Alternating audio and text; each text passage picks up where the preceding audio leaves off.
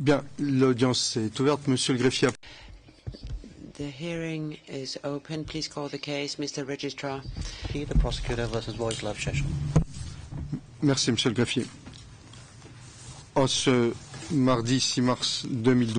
Thank you, Registrar. Today is Tuesday, the 6th of March 2012. Let me greet everybody in the courtroom. I'll give the floor to Ms. Böse, without further ado, who's going to continue with her arguments on behalf of the Office of the Prosecutor, and will say some more about Exhibit 1200. Your Honors.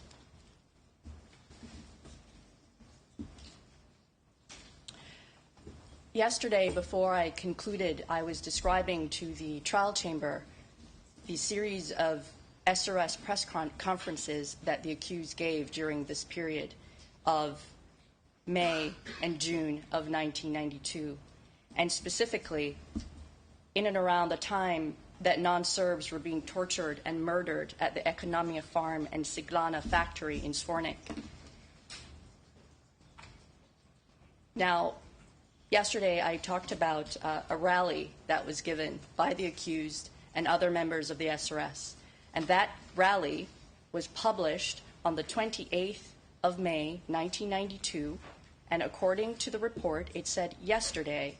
So the rally happened exactly before these crimes were being committed. Now, I don't know what Mr. Šešelj is talking about, and if he has something to say on this issue, it should wait until he has his 10 hours to use. So not only were non-Serbs being killed around the time of that May 27th, 1992 rally, they're also being killed by Šešeljevci around the time of other press conferences, like the ones in May, at the end of May 1992, around the same time that a group of Šešeljevci murdered 88 non-Serbs at the Drnjača Dom Kultur in Zvornik. And again, when he gave a press conference on June 4th, it's around the same time that a group led by Šešelj's voivoda, Vidović, murdered 22 non-Serb men and women in Leševo Iljaš. And when he gave the other one on June 11th, 1992, that's around the same time that 740 non-Serbs were being massacred in Karakai and Điro slaughterhouse.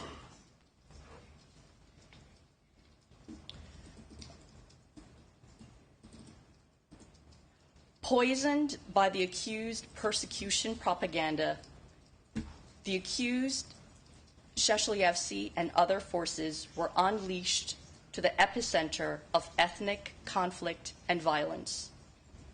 In the crime bases where his volunteers were in the field of operations, Serb forces committed crimes.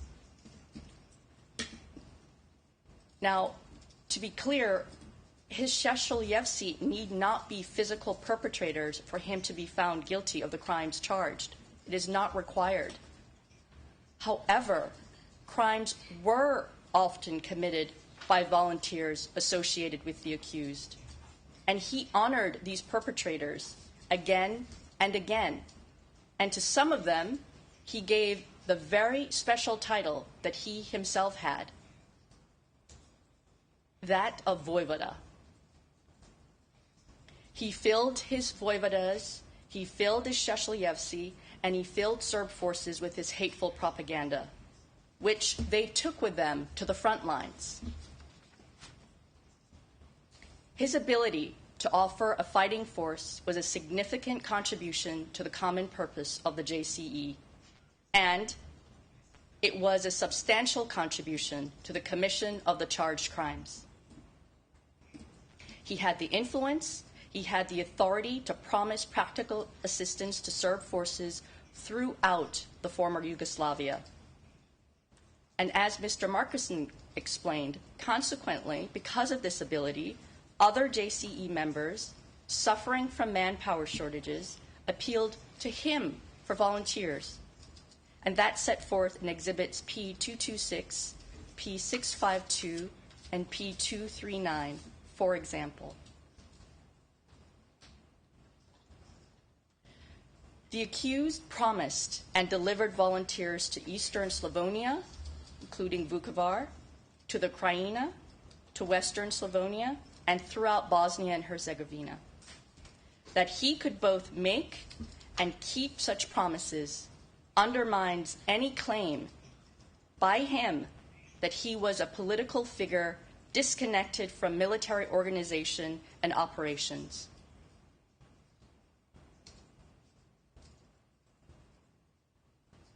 His persecution propaganda served to facilitate his contribution of manpower. His inflammatory public statements were used to recruit volunteers. His visits to the front lines strengthened their indoctrination and were used to reinforce the branding of non-Serbs as threats to be removed. In one, and the trial chamber should take into account, this is a public speech that he gives to his Šešeljevci. And by public, I mean it's being televised, that he gives to his Šešeljevci before sending them to the Vukovar front lines. And in a minute, I'll ask that P17 be played. Now, in this clip, the accused called the volunteers going to Vukovar, he called them Serb Chetnik heroes, and emphasized that they were fighting in an ethnically Serb army and for Serbian land. And at this time, I'd ask that P17 be played.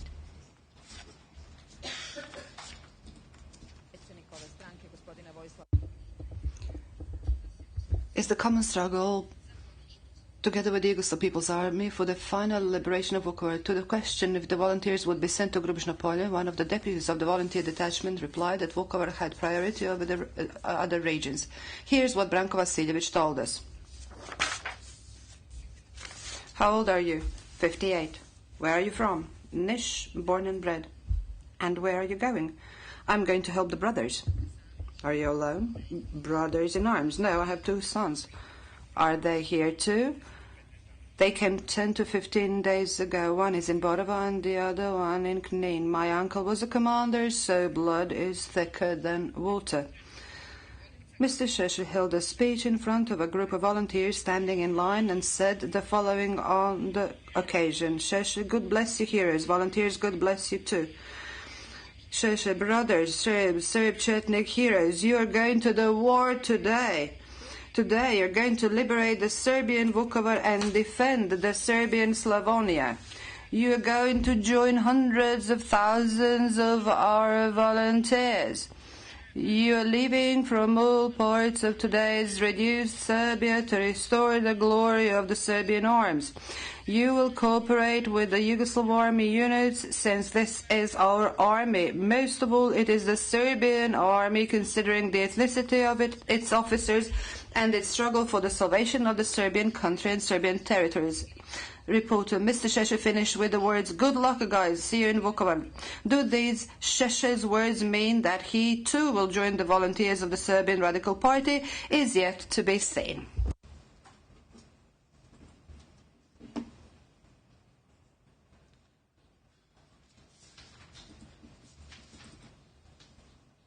Many of the Šešeljevci units established, recruited, and organized by the accused participated both during 1991 in combat operations to seize and cleanse parts of Croatia, as well as parts of BiH in 1992. The Šešeljevci were deployed to vital and difficult areas. The scope of the accused volunteer recruitment and deployment was vast. It was vast in terms of the significant numbers of volunteers mobilized to the front line, in terms of the geographic area they covered, and in terms of their notoriety for brutality against non-Serbs. Now, Your Honors, we have prepared a slide illustrating some of the places to which the Šešeljevci were deployed. And at this time, I'd ask that the slide be displayed. And it's based on a number of sources, and I'd be happy to provide those separately to the trial chamber. But the core of it, it's based on the P217, P218, and the statements by and evidence of the former SRS senior members, as well as other evidence. And you can see that, and as the trial chamber is well aware, the Šešelj were deployed throughout the crisis-based areas and the pattern municipalities. So you see them clustered around Vukovar. They're also in and around Vocin, Svornik, Greater Sarajevo, and Herzegovina, where Mostar and Nevesinje are located, Bijeljina, Bosanski Šamac, and other places like the Krajina, which is on the western side of that slide, which can be removed at this time. The accused himself, in Exhibit P342, has put the number of Šešeljevci as high as almost 30,000, and he admitted that he contributed around 10,000 volunteers to the common purpose in BIH alone. As early as May 1991, and that date, that's around the time that the Šešeljevci participated in the killing of Croat police officers in Borovo Selo, around that time, according to P1275, there were already 15,000 Chetniks in the accused ranks. Between January and July of 1992, more than 6,000 Šešeljevci were stationed and trained at barracks in Belgrade before being deployed to the front. Vojvoda Branislav Gavrilović, a.k.a. Brnje, and I'll discuss him a little bit more shortly. He established volunteer training centers in Greater Sarajevo through which at least 1,500 Šešeljevci passed during the course of the war, and that's just one small area. The evidence, including exhibits C10, P1275, P54, and P1000, has proven beyond a reasonable doubt that the accused made a significant contribution of thousands of Šešeljevci to facilitate the crimes charged in the indictment. And I'd also refer the trial chamber to P1219. Now, this was a massive organization. And so the accused had a machinery in place to handle that. And his SRS, SGP crisis and war staffs were created to spearhead his deployment of volunteers. Senior members of the SRS war staff recounted that as leader of both the SRS and the Serbian Chetnik movement, the accused made all important decisions concerning their policies and operations. The accused appointed witness Petković as head of the war staff, and Rankić was the deputy head. And their admitted statements, for example, P1074, P1076, and C11, describe how the accused maintained complete power over the crisis and war staffs. Witness Rankić, for example, noted that, quote, Šešelj had absolute power and made all the decisions himself, end quote. One of the functions of the SRS war staff was to coordinate arming and training of the Šešeljevci with other JCE members. And again, high-ranking members of the SRS war staff, like Rankić and Petković, visited training camps to arrange for the arrival and deployment of volunteers. The accused also visited and inspected volunteers at training centers, and that has been mentioned by Mr. Markuson. He highlighted Exhibit P528, in which the accused addressed volunteers at the Erdut training center, telling them that Serb Chetniks had laid down their lives in the defense of Borovo Selo. He also told volunteers that wherever there were Ustasha, they should be killed and expelled because it was all Serbian territory. The accused gave similar orders to volunteers in private. And for example, I'm not going to say the name of the witness. I will cite the exhibits pertaining to the witness. He directed one volunteer to cleanse everything in a particular area and to kill Muslim civilians without mercy. And that's described in exhibits P1129, pages 218 to 219, P1128 at page 2, and P1112 at page 11. And they have to be read together, as the trial chamber will understand. The evidence beyond a reasonable doubt shows that the accused was more than a recruiter of volunteers for the JNA. This quasi-military politician exercised his authority and influence over each and every aspect related to the volunteers, even though he did not have operational command over them. He decided where his volunteers were deployed, and he deployed them in units, so not on an individual volunteer-by-volunteer basis.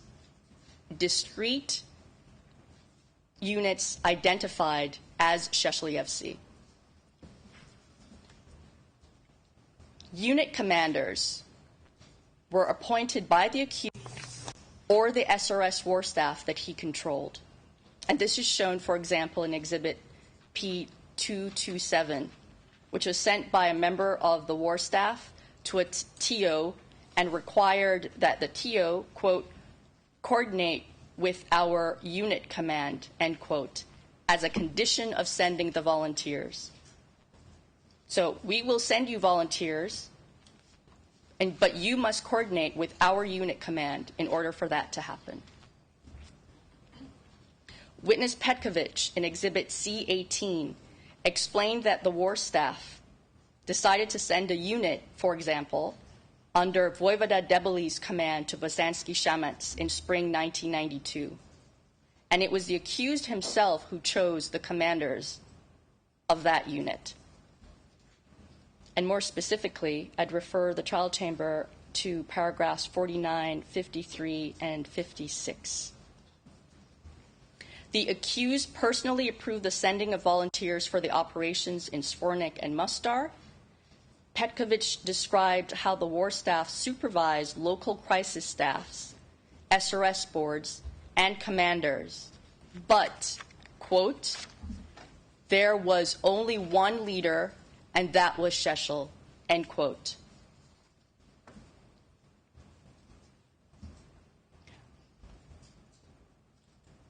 Once in the field, the accused volunteers were generally subordinated to the local TO, to the JNA or VRS, or MOOP units.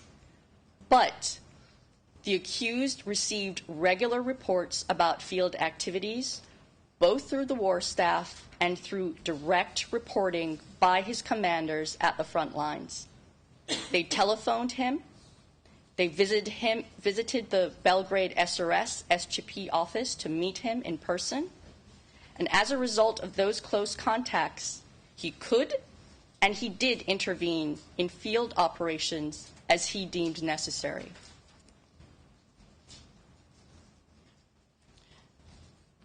And I would refer the trial chamber to, for example, exhibits P59, P688 at paragraph 50, exhibit P1074 at page 49, and exhibit P1058 at paragraph 21. Witness Glamochinin in exhibit P688 described the accused as having, quote, command and control, end quote, over volunteers in the field. The SRS war staff had the authority to issue orders to its units in the field regarding, for example, where the units would be deployed and when they should be withdrawn.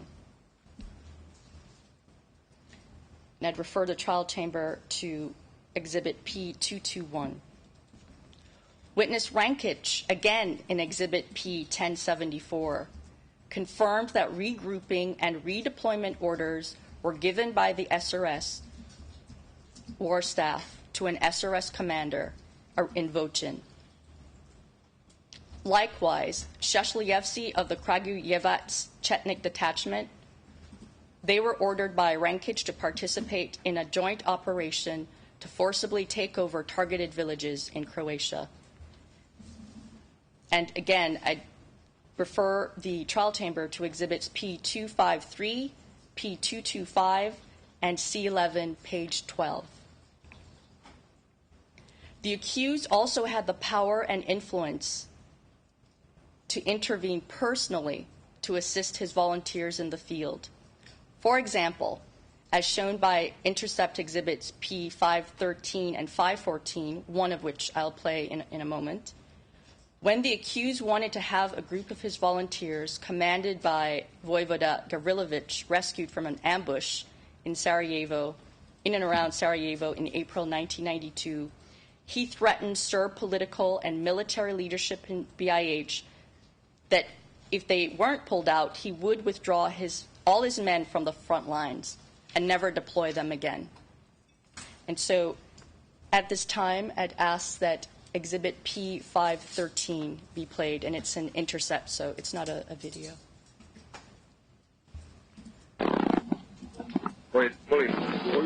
This is Vojislav Šešelj. Could I speak to Branislav Gavrilović? Yes, sir. One moment, please.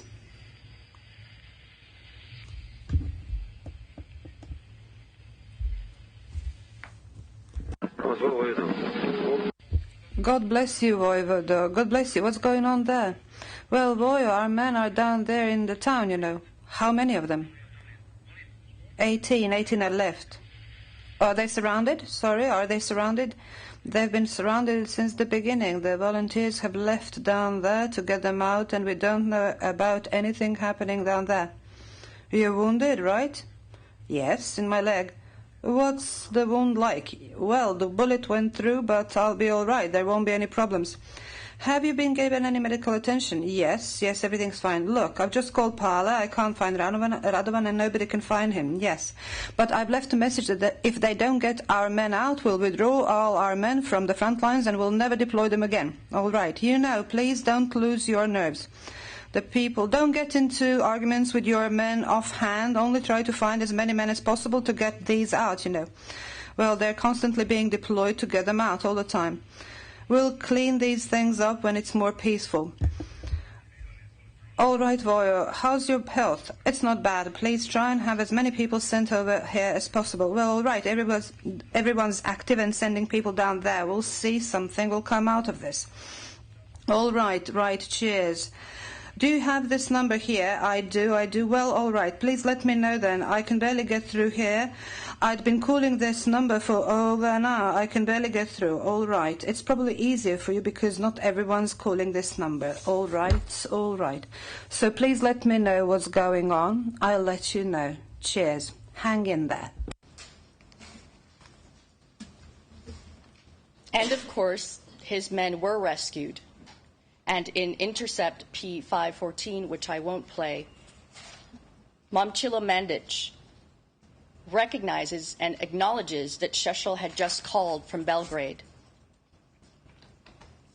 And he passed on the information that that group should be pulled out. And they were. And all of this illustrates the accused's power to direct volunteers on the front line and to enforce his will with other JCE members.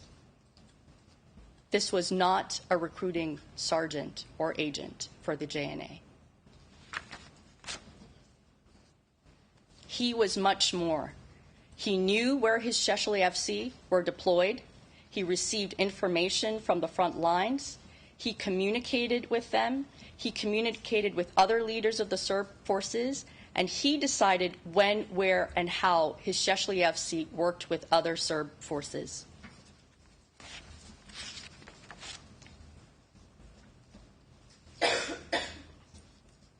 In other words, the accused was not recruiting and deploying volunteers at arm's length.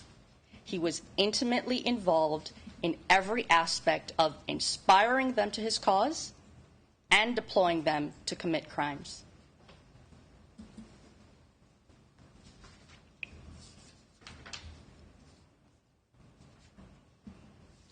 On the 13th of May, 1993, reflected in P1219, the accused held a press conference to announce his promotion of voivodas, a ceremony held as war raged in BiH, and the trial chamber previously saw that at the beginning of the presentation as video P255. The accused continued to hold large-scale rallies and celebrations of Chetniks to evoke their bloody past and their crimes against non-Serbs, including Muslims. The evidence shows he publicly promoted men who committed crimes throughout the former Yugoslavia. Now, I'd like to show the trial chamber, and if we could please show it now, a slide listing the Šešeljevci who were promoted to voivoda by the accused, because you will hear some of the names again. This is just to give you a little context for those names when they pop up. In Vukovar, Milan Lančićanin, a.k.a. Kameni. Miroslav Vukovic, also in Vukovar, a.k.a. Čele. Branislav Gravilovic, a.k.a. Brinje. Branislav Vakic. In Bielina and Bričko, Mirko Blagojevic. In Bosanski Shamac, Srećko Radovanovic, a.k.a. Debeli. In Svornik, Miroslav Vukovic, a.k.a. Čele. In Greater Sarajevo, Vasilije Vidovic, a.k.a. Vaske. Slavko Aleksic, Branislav Gravilovic, a.k.a. Brinje, and Nikola Poplashin. Now, as the trial chamber has heard, there are repetitions of certain names, and he redeployed them from one crime base to the next. Wherever Šešeljevci went, crimes were committed. Wherever voivodas went, crimes were committed. Often, it was the Šešeljevci committing those crimes, the voivodas committing those crimes. And from the very start of his persecution campaign, the accused was well aware that his impact through his contributions was indeed significant and substantial. He describes in Exhibit P1180 how it showed how successful the Serbian Chetnik movement was because Croats and Muslims sometimes weren't sleeping in their houses because they heard that the Chetniks were coming. But Biljana Plavšić really described the core of the accused impact. He motivated Serb fighters and he frightened non-Serbs. And she said in Exhibit P1310, quote, "He came to see us, visited the front. His presence meant a lot to the men. The troops would talk about his visits long after he would leave. On the other hand, news that he was at the front would act as a great demoralizing factor for our enemies." End quote. He knew the impact he had. He knew it from the thousands of volunteers he successfully raised and deployed to implement the common criminal purpose. He knew it from the crowd responses at his rallies. He knew. And that is why he never stopped using his hate propaganda as a weapon and why he has not even stopped today. Through his hate propaganda, the accused relentlessly promoted the forcible establishment of ethnically Serb territories encompassing significant parts of Croatia and BiH. He inspired fear and hatred in Serbs that non-Serbs were their enemies. He then used this fear and hatred of non-Serbs to create and to aggravate an atmosphere conducive to violent acts against targeted non-Serbs. Through his campaign of recruitment, organization, and deployment of volunteers, he assisted the other Serb forces in their fight for the creation of separate Serb-dominated territories in Croatia and later in BiH, all the time coordinating the activities of Šešelj with other JCE members. He encouraged and instigated groups and individuals within the Serb forces, including Šešelj. And this has been proven beyond a reasonable doubt, and the time has come for him to be held accountable for his crimes. In conclusion, the accused cannot suppress the evidence, and that evidence shows that his Šešelj and Serb forces worked together to commit the crimes charged in the indictment. An ethnic cleansing was accomplished by using the same tactics again and again and again. Non-Serb villages were shelled and destroyed. Areas seen as rightfully Serb were forcibly taken over by Serb forces. Non-Serb families were ripped apart as children and women were isolated from men, rounded up, and either sent to camps where they were abused, raped, and killed, or were forced to flee for their own safety. And non-Serbs were prevented by fear or force from returning to their homes, many of which, along with their religious and cultural sites, had been plundered or destroyed. That is what the evidence shows.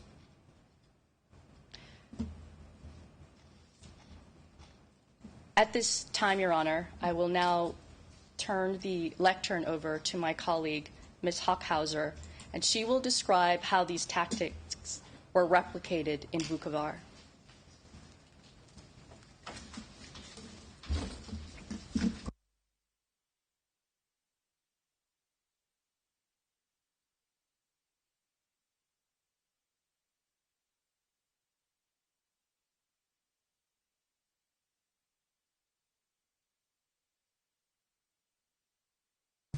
Bien, bonjour Madame Hochhausen.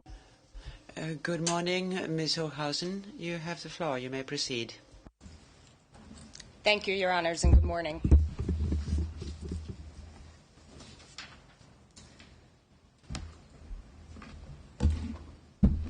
Before the conflict began, the people of Vukovar municipality in Croatia lived in a prosperous, generally peaceful, multi-ethnic community. By November 21st of 1991, those same citizens of Vukovar were intractably divided by ethnic hatred. They had lost loved ones, their homes, and their city to shelling and violence aimed at driving them out of Vukovar.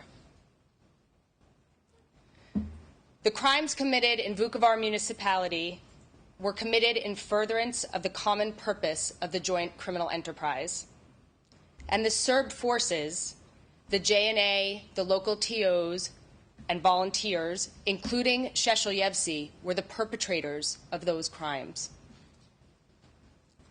Just as they had throughout other targeted areas of Croatia beginning in August 1991, and just as they would go on to do in targeted areas of Bosnia and Herzegovina, the Serb forces wreaked havoc on the lives of the people of Vukovar in pursuit of their common goal of an ethnically homogeneous Serb nation. The accused, along with the other political and military leaders that were members of the joint criminal enterprise charged in this case, saw Vukovar as strategically important to the achievement of their common goal. The accused spoke of Vukovar's exceptional significance to Serbia and the Serbian people, calling it in P1208 at page 10, quote, equally Serbian as Belgrade. The accused characterized the battle for Vukovar in discriminatory terms, describing the municipality as, quote, the most powerful Ustasha stronghold upon which Serb victory would depend, as shown here in a clip from P298.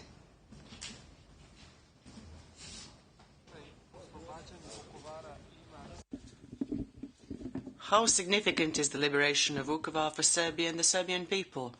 It is of exceptional significance. Exceptional. This is the most powerful of Ustasha's strongholds. Once Vukovar is taken, Ustashas have no chance of saving either Osijek or Vinkovci. There's nothing to stop our forces.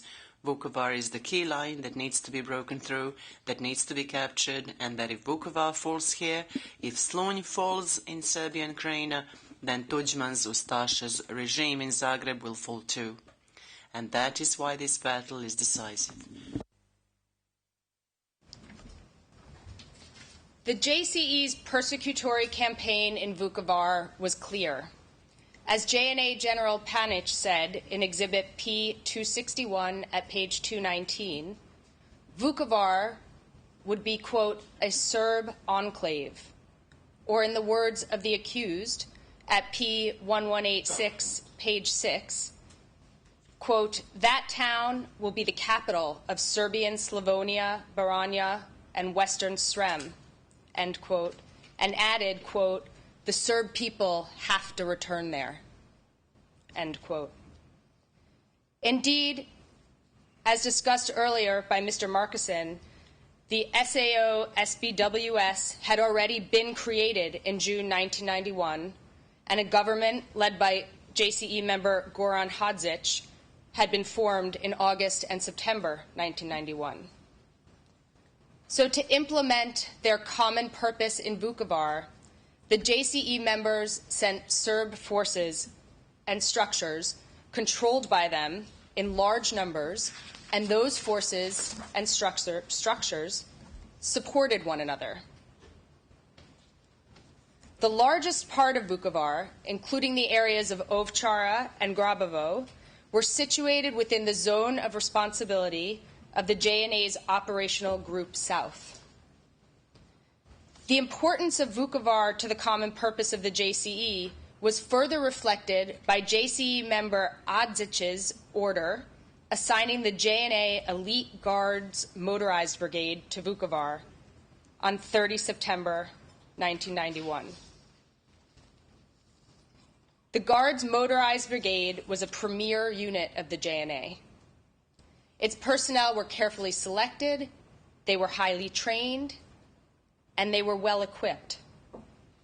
And after 7 October 1991, it was under the command of Mile Mrksić. On 10 October 1991, the Assembly of the SAO SBWS, led again by Goran Hadzic, attached the local Serb TO officially to the JNA. The Šešeljevci didn't arrive in Vukovar of their own accord. The Vukovar TO sent a request for volunteers to the SRS war staff. And it was the accused who decided that the unit, which would go on to be called the Leva Supoderica Detachment, which I will refer to, Your Honors, as LSD, to Vukovar in response to that request.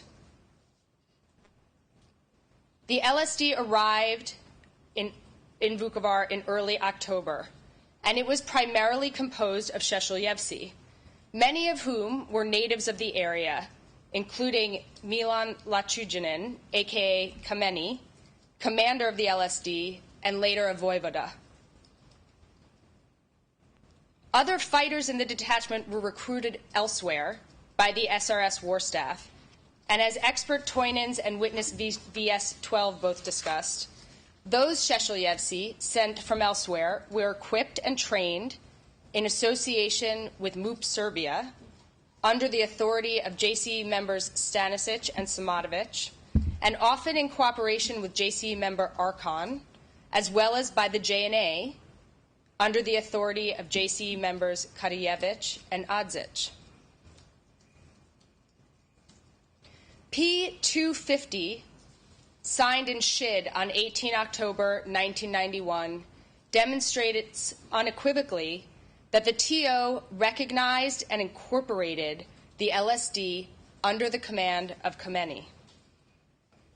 P-199, the decision on the continuation of the assault operation on Vukovar, signed by Mile Mrksic on 29 October, specifically identifies the LSD as being under the command of Mrksic and the JNA. And the JNA on the ground in Vukovar took pride in the seamless coordination and integration into the JNA of the TO and volunteers. As can be seen in the clip of this interview with Major Slavanchinin of the JNA in Vukovar. And I'd ask now that P-291 please be played.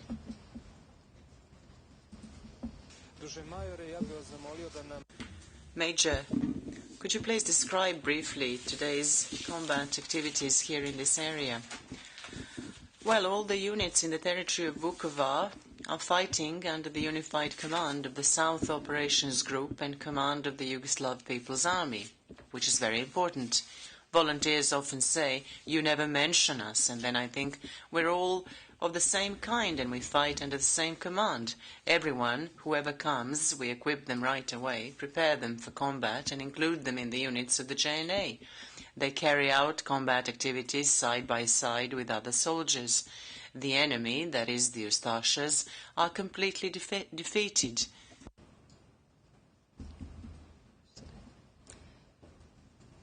The accused was actively and intimately involved in the events in Vukovar and with the actions of his Šešeljevci once they arrived there.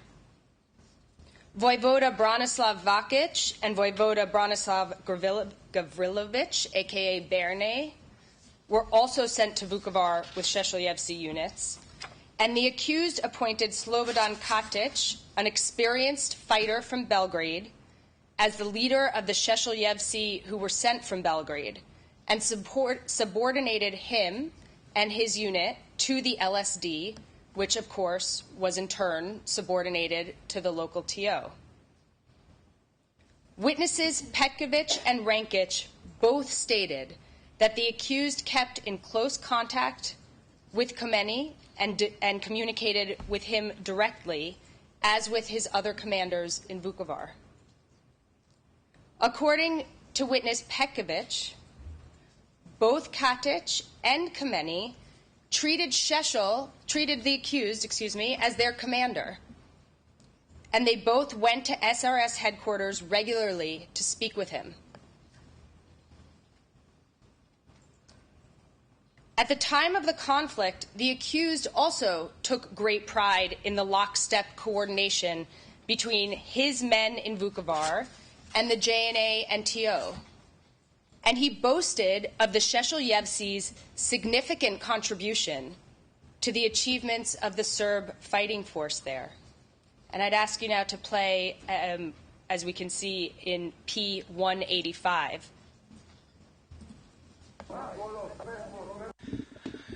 We painted almost all the helmets over. Wait a second, one of those army helmets. You know what, guys, I'm used to everybody being silent while I'm talking. Perhaps you still haven't developed this habit, but I have.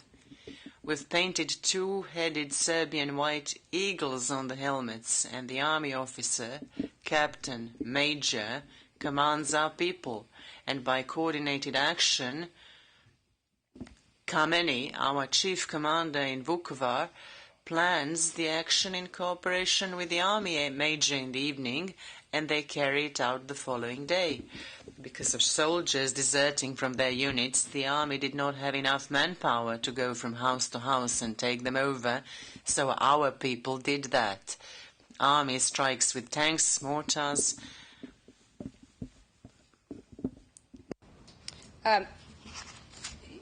Your Honors, I believe there was an additional line that would have ended there, and so I'll read it from P185, which was Army strikes with tanks, mortars, and howitzers, and our people go from house to house and conquer it. The accused himself said in his Death of Yugoslavia interview that during the siege, he met with the siege of Vukovar, he met with Mrksić, and he met with Slovančanin. And he even claims to have taken part in the combat there, as can be seen in P644, a clip from P644, which we'll play now. I had meetings with General Mrksić, who was the commander of the Guards Brigade, which participated in the operations to liberate Vukovar and who commanded our volunteers. Our volunteers were under the direct command of the Chetnik Voivoda Kameny, Milan Lantužanin, also known as Kameny, and he was under the command of General Mrksić, commander of the Guards Brigade. I met with him there, spoke to him, inspected the forward lines with him, and so on. He even gave me an army helmet there, onto which I stuck the Chetnik symbol of the double-headed white eagle. This helmet was too small for my head, and they later asked me how come the army didn't have any bigger models. Your Honors, the TO members and volunteers who populated the ranks in Vukovar also had the perception that the accused was linked to them. And this is demonstrated, for example, by Exhibit P25, which is Katić's letter to the SRS War Staff dated 9 December of 1991, in which he signs his signature as the along with his title, as the SRS Chetnik commander of Vukovar. And he writes in that letter to the SRS War Staff to propose warriors for promotion. And as Your Honors would expect, some of the people he proposed were fighters from the LSD, along with fighters like Kameny, the commander, Kinez, who it notes was the commander of the LSD's first assault platoon. But Katić's letter also requests promotion from the SRS crisis staff for the members of the TO who the Šešeljevci had fought alongside, such as TO members Vujović, the commander of the TO, of the local TO, Vujanović, the chief of the local TO, and Peranović, commander of the Petrova Gora TO detachment, along with others. Finally, the accused's visits to the front line in Vukovar also ensured that he was well informed and in communication with his men there. His Šešeljevci, to whom he was providing constant support and moral encouragement. As the accused himself said during his testimony in the Milosevic trial, which, as the chamber well knows, is in evidence as Exhibit P31, and this is said at page 542, the accused said, quote, "I went to Vukovar twice while the struggle for liberation was going on. I saw everything. I was at the front lines. I visited almost every street. It is impossible that there was something there that I didn't see." The accused's contribution to the Joint Criminal Enterprises mission and to the Serb forces in Vukovar was not limited to supplying the manpower. The accused also lent the power of his words. And as Ms. Bierse touched upon in relation to Vukovar, the accused's speeches in and about Vukovar were hateful, they were violent, and the evidence has proven that they had a searing and motivating effect on those who heard them, and not just the Šešeljevci. His speeches stoked their ethnic hatred and division, and they were not just political speeches. The accused was a self-styled military man, and when he appeared in Vukovar, he toured that front line wearing a helmet, as you've heard him say, a bulletproof jacket, and a special JNA camouflage uniform, generally worn by high-ranking officers, which was specially made for him. And, Your Honors, I can point you to Exhibit P1058, paragraphs 45 through 46. According to witness Rankic, as Slavončanin briefed the accused in Vukovar during his tour of the front line, he called the accused president in front of all those gathered. And the JNA and police organized his transportation and his security. The effect of all of this, of course, was to boost the accused's influence over the Serb forces he addressed, to lend credibility to his words, and to show that the other authorities acting in Vukovar, the other authorities under the control of other JCE members in this case, supported the violent and ethnic agenda that the accused espoused. Now, there is no doubt that the crimes charged in Vukovar actually occurred. As will be discussed below, or I will discuss now, even the accused admits that the crimes happened. And so instead, in the brief that he filed, he claims that neither he nor his Šešeljevci can be linked to them.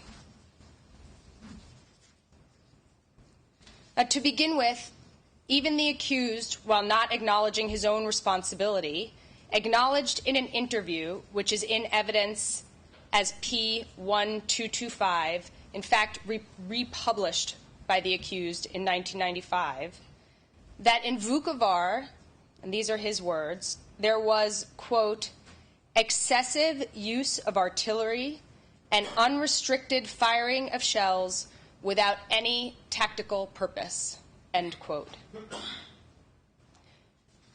That admission is supported by the witness evidence and adjudicated facts, which proved that Croatian homes were bombed, that shelling was, quote, indiscriminate and seemed geared to wipe out any life from the area, end quote. And that's from Exhibit P268 at paragraphs 8, 9, and 15. Targets included the hospital, kindergarten, graveyards, markets, and school buildings. And the shelling continued, as VS2 described, at 64-61, even as the Croats put up little resistance. Witness Čović, in P844, page 7, said, quote, they shelled the entire city, irrespective of where the defenders were located, end quote. And on 18 November 1991, when Vukovar fell to the Serb forces, the entire city had been razed to the ground. That destruction was not justified by any military purpose. But, Your Honors, there was a twofold criminal purpose. Because in addition to the physical destruction of Vukovar, the JNA shelling was the means by which large numbers of non-Serbs were forcibly transferred and deported out of the municipality.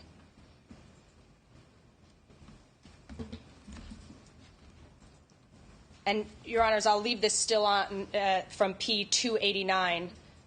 as I continue to discuss this topic, but you can see in P289 not only the physical destruction to the town, but the lines of people, of residents of that town, forced out of it.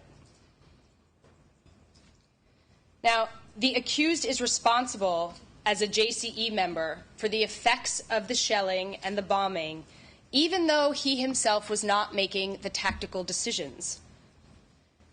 What happened in Vukovar is a classic example of the JNA tactics observed by the European Monitoring Mission in P412 at page 14, and as described earlier by Mr. Markuson. The JNA in Vukovar terrorized the population with heavy artillery, and then the JNA-backed and armed undisciplined irregulars, Šešelj amongst them, moved in. So he is responsible because Šešelj were already active in fields of operation across Croatia as part of the Serb forces. And he is responsible because for at least a significant portion of the time the JNA was bombing Vukovar, Šešelj were already under the command of Kameny, who was already under the direct command of Mrksić, who was under the control of Karajević and Adzić of the JNA. As the accused himself agreed in P644 at pages 12 through 13, the JNA could not have taken Vukovar by, quote, shelling alone. And so war was waged, quote, street by street by volunteers and the TO, including the Šešelj. The Šešelj, along with the other volunteers and TO, contributed to the forced flight in another way as well, by creating an atmosphere of uncertainty, an atmosphere of fear and ethnic hatred, which reinforced the need to leave, reinforced the fact that non-Serbs had no choice but to leave if they wanted to survive. For example, according to witness Emil Čakalić, at transcript page 4954, the song, quote, Slobo, Slobo, there will be plenty of meat, we will slaughter the Croats, end quote, quote, resounded throughout Vukovar, end quote, and was sung especially by volunteers. And I'd ask that the video P58, which demonstrates what he's describing, be played now. There will be plenty of meat, we will slaughter the Croats. Against the Croats. And that was the song that can be heard sung by the volunteers you saw marching through P58. The accused propaganda, as described by Ms. Bierse, labeling every... Objection, I have to intervene now. The prosecutor quoted the words from one song. She quoted it, and you can see that from the English transcript. Slobo, send us salad, there will be meat, we will slaughter the Croats. The interpreter, however, provides completely different verses, i.e. Croats, we will slaughter you. How come that the interpreter can create the closing argument for the prosecutor? Please remove that interpreter instantly. These are completely different verses that entail different implications. La vidéo P58 et je demande aux interprètes de traduire ce qu'ils entendent.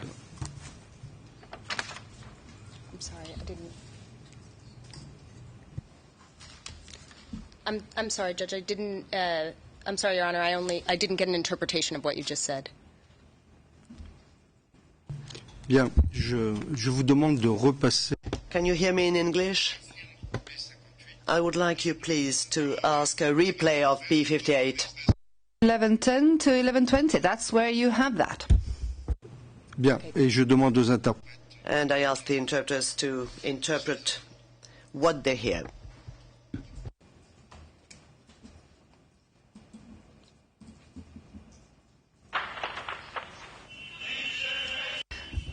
There will be plenty of meat, we will slaughter the Croats.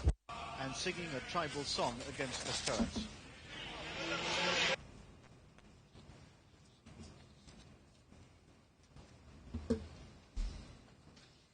May I continue? The interpretation... Gospodo sudije, Judges, I believe that this should entail repercussions. This was not played to the end, but I remind you that the prosecutor very precisely quoted the verses from the song that was sung. At the same time, the interpreter, the Croat, provided a totally different interpretation from a song that I have never heard before. To you, this may sound and look similar. However, the implications are very, very different. Your Honors, if I may, it's witness Emil Čakalić at transcript page 4954 that gives the quote that the song "Slovo, Slovo, there will be plenty of meat, we will slaughter the Croats" resounded throughout Vukovar and was sung especially by volunteers. The interpretation that I get in English of P58 is exactly that. But in any case, if there are small language differences or language differences from the interpretation, I present to you P58 as an example of this type of song. So may I continue? Monsieur Šešelj, Please. vous avez 10 heures. Vous avez 10 heures pour. Mr. Šešelj, you will have 10 hours to plead, so you will have an opportunity to take up this topic again. And you can challenge the words of the prosecutor when time comes. Mr. Antonetti, I'm not contesting what the prosecutor is saying. The prosecutor quoted a somewhat shorter and very true version of the song that was sung by the column.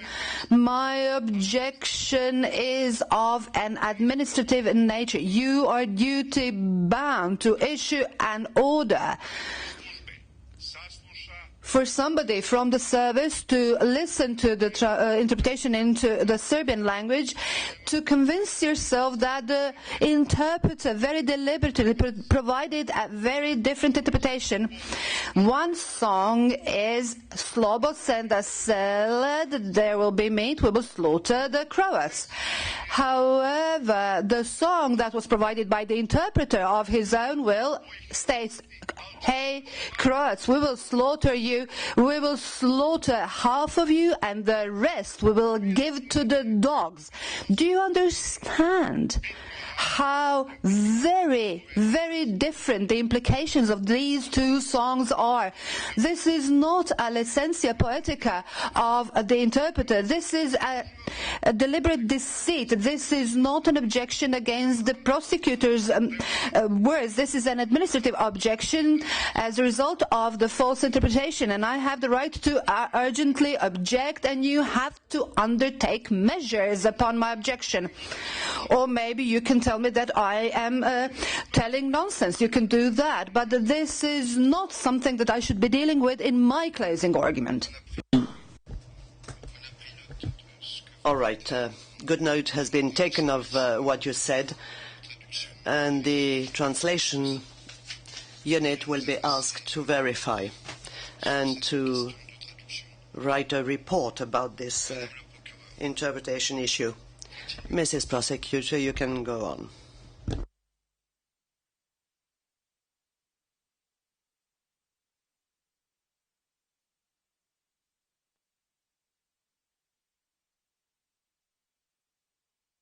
Micro. I apologize. In addition to the discriminatory and persecutory songs that rang throughout Vukovar, as we've just heard and seen, the accused's propaganda labeling every Croat as an Ustasha infected the mindset of the Serb forces in Vukovar. And to them, the evidence has shown every Croat was an Ustasha. And volunteers openly killed unarmed Croats. For example, witness Stojanovic in P528, paragraphs 40 to 41, stated that Khomeini issued an order to kill any Croats, and further that, quote, volunteers engaged in cleansing the area told us that when they found Croats, they killed them on the spot, armed or not, because they did not have time to take them to Vela Promet, where there was a collection center and a prison. Khomeini himself ordered our group, which guarded houses, to execute any Croats we found on the spot, end quote. Witness Stojanovic went on to describe seeing Šešelj from Khomeini's group beat and then slit the throats of 5 unarmed Croats in front of about 30 people. According to witness Stojanovic, the JNA called in Khomeini and Knez, his deputy, as a result, but they were not arrested and they remained in command of the LSD. And that, Your Honors, is at P526, paragraphs 26 and 27. Witness Stojanovic confirmed this information in both P526, which he gave in August 2004, and again in P528, his statement from June 2006. And for further discussion of the credibility of those and reliability of those written statements, I refer the Chamber back to our discussion in the brief and the argumentative appendix. VS 34 also confirmed the Šešeljev's brutal treatment of detainees and gave evidence that he was ordered by Khomeini to murder detainees. And, Your Honor, for that, I refer the Court to Exhibits P1058 at paragraphs 39, 42 to 42 and 43, and P1056, paragraph 31. The violence and persecutions in Vukovar committed by the Serb forces, and specifically by the volunteers and Šešelj, was open, it was accepted, and it was exacted without fear of repercussion from the accused or from any other political and military leader who controlled or contributed to those Serb forces and who are the named JCE members in this case. And of the few non-Serbs who remained by the end of the siege of Vukovar, many were later forcibly transferred out by the busload, some to Croatian areas of what remained of Croatia, and others across borders to Serbia, and then on from there. And although the accused later publicly questioned the JNA shelling tactics, Your Honors, he may not rely on that now to escape criminal responsibility, because the evidence has proven that he supported the implementation of the JCE's common purpose, the JCE's common plan, by any means possible, including the occurrence of crimes such as the wanton destruction of the town. And thus, in Exhibit P1225 at page 6, in the same interview where he criticizes the JNA tactics of overusing artillery, he added that he would, quote, always celebrate the liberation of Vukovar, end quote. I now turn specifically to the murders torture and cruel treatment, and persecutions at Ovčara, Grabovo, and Velepromet on the 19th to 21st November 1991. Again, these crimes are so well established that they are simply undeniable. As the accused said during the testimony of Willem Karlovich, and I quote the accused, "I am not challenging the crime. I have never challenged it. A terrible crime did take place, and there's no doubt about that." So again, unable to challenge the crime, the accused denies any link to the physical perpetrators in his final submission. But the accused is responsible for those crimes because the Serb forces were still in control and operating during the time period when the crimes at Velepromet, Ovčara, and Grabovo occurred. He is responsible because his Šešeljevci were amongst the physical perpetrators and are both linked to him and to other JCE members through the TO and the JNA. And he is responsible because the other physical perpetrators themselves, JNA, TO, and other volunteers, are linked to his fellow JCE members.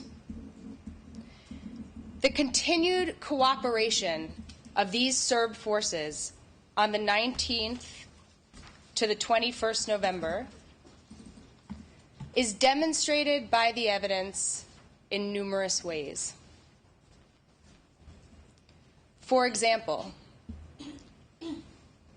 members of the JNA knew that the TO and volunteers were exacting violence upon the non-Serb prisoners of war throughout the siege of Vukovar.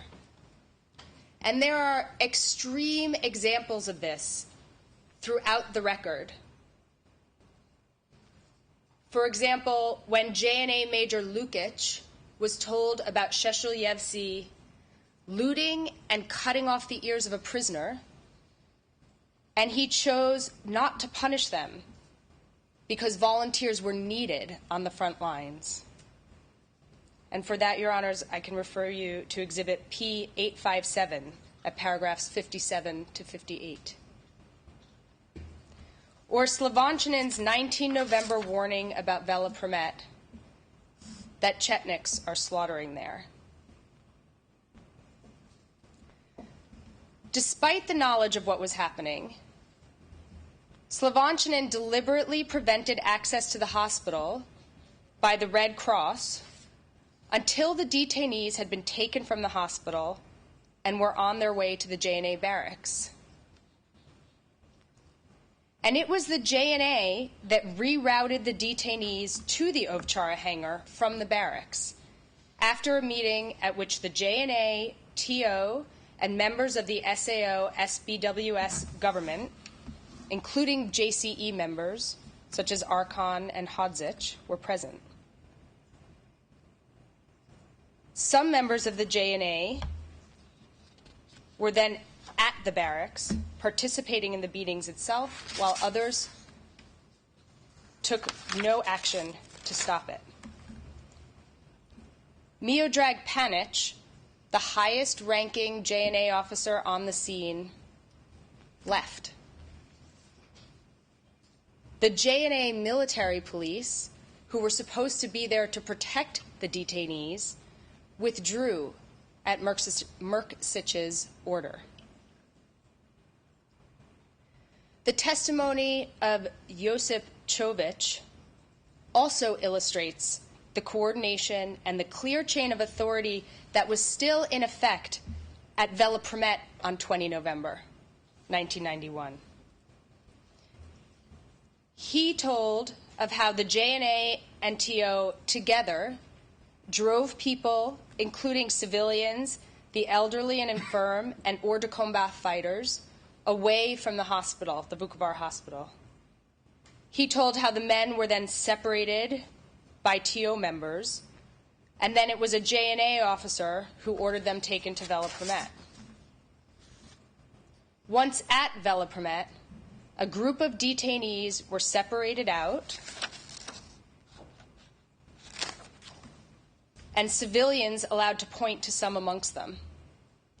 After which, the TO called Šešelj to take those selected people behind the hangar and to kill them. One Šešeljevac slit a man's throat in front of the rest of the detainees.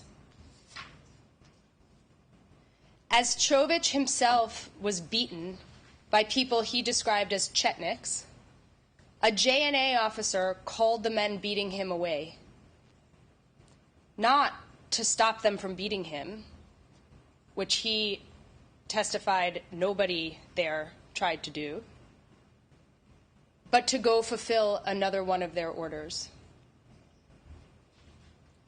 A JNA major then ordered Čović and the other detainees onto buses to Sremska Mitrovica.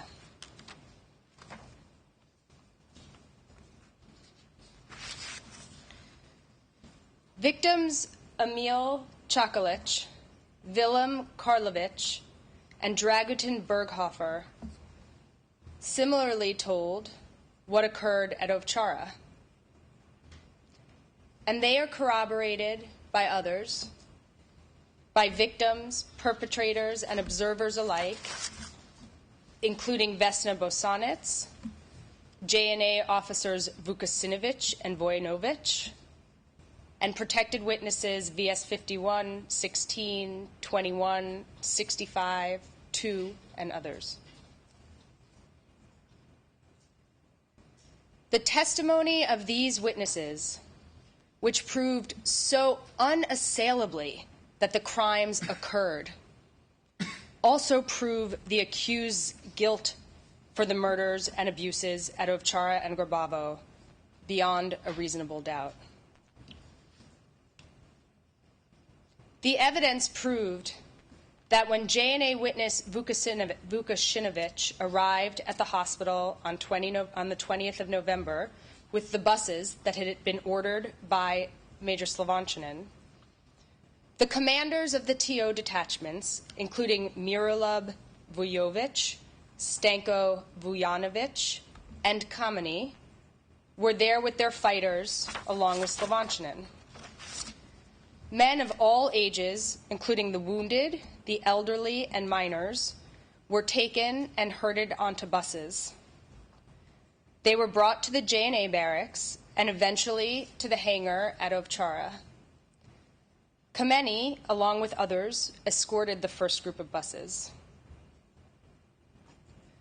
With the JNA present, detainees were forced to run through a gauntlet of TO and volunteers, who some witnesses described as Chetniks, who beat them and taunted them, and as VS 16 recounted at transcript 11129, taunted them with ethnic slurs such as beat the Ustasha cunts. Inside that hangar, members of the JNA, TO, and volunteers, including people who were identified as Šešeljevci, beat the detainees.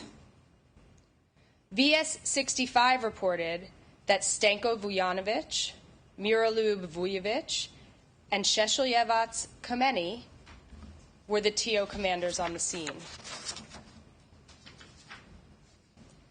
Some of the abusers wore Chetnik insignia and had the 4 C's on their caps and wore fur hats. Someone blew a whistle to indicate when beatings should stop and start. And they sang persecutory songs like, quote, "Bring out the salad and we'll have meat because we're going to slaughter the Croats," end quote. And that was from the testimony of Mr. Karlovic at transcript 4779, the quote. One survivor recalled watching a man beaten to death while he was forced to sing Chetnik songs and to lick the boots of his attacker. Beatings lasted for several hours. And sometime after 2,100 hours, TO Commander Miroslav Vujovic ordered the first group of detainees out of the hangar and into a trailer bound for Grabovo and the pit that had already been dug. Several trips were made, bringing additional prisoners of war to their deaths. Witnesses VS-16, VS-65, and Stoparich at transcript 2357 and 2360 identified people who were members of the LSD as being among the volunteers. As being among the volunteers, TO, and JNA members who brought the detainees to the pit. And the same combination of forces also made up the firing squads who shot and in some cases stabbed the detainees to death. According to VS2, when they ran short on ammunition at the pit, Vujovic, the TO commander, went to the JNA to get more. And that can be found at transcript 6549. The evidence thus proves beyond a reasonable doubt that Khomeini and the LSD, along with the other TO commanders and their fighters, were part of the organized removal of people from the hospital overseen by the JNA, and that they followed the prisoners from there under the protection of the JNA, which was still clearly in a position of authority. They followed them to Ovchara and ultimately all the way to their death at the Grabovo pit. And those events clearly demonstrate that the accused is linked to the physical perpetrators of those crimes.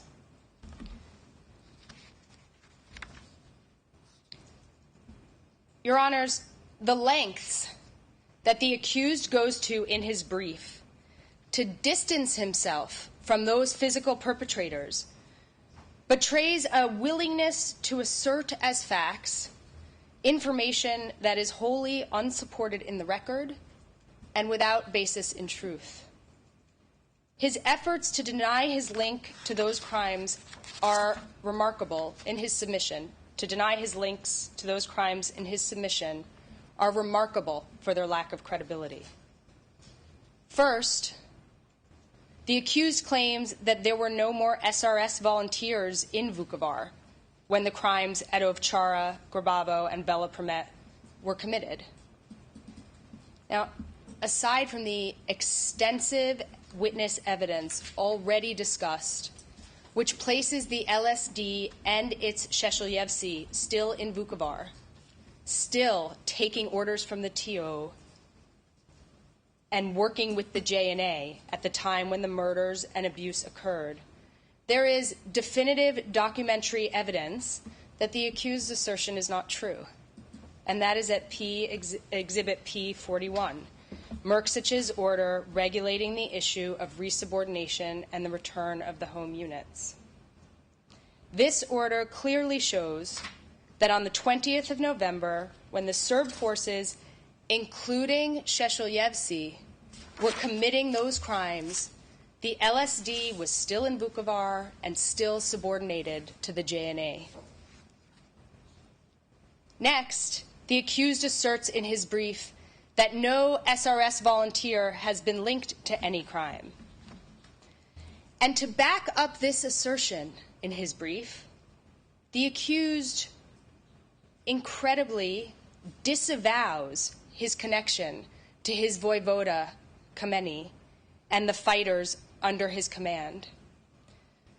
Now drawing a distinction between Šešelj sent to Vukovar from elsewhere and those from Vukovar and its environs. He even relies in his brief on the assertion that Khomeini was just a reserve JNA member from Vukovar and not a member of the SRS. Your Honors, would this be a... a good time to take the break? Bien, il y a eu presque 1h30. We have been sitting for approximately an hour and a half.